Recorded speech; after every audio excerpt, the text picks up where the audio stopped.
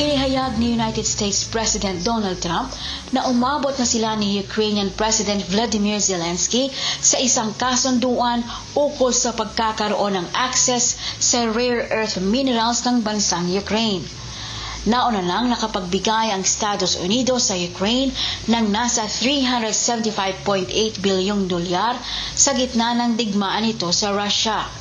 Sinasabing ito umano ang maaaring kapalit ng wartime support sa KYIV, karagdagang mga military equipment at ang karapatang makapagpatuloy na lumaban upang makakuha ng access ang Amerika sa rare earth minerals nito.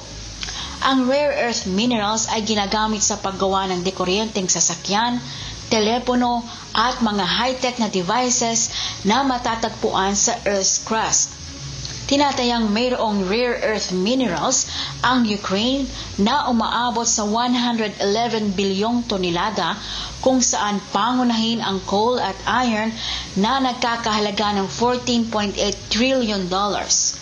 Nauna nang tinanggihan ni Zelensky ang unang draft ng agreement kung saan lalagdaan ang karapatan sa $500 bilyong na halaga ng likas na yaman ng kanilang bansa.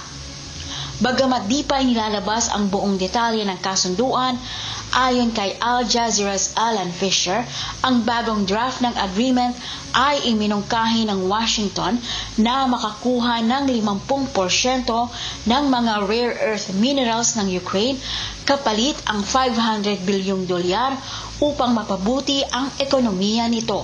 Ito ay long-term financial commitment para makabuo ng isang matatag at maunlad na ekonomiya sa Ukraine. Emerald Roca, humahataw sa balita ngayon.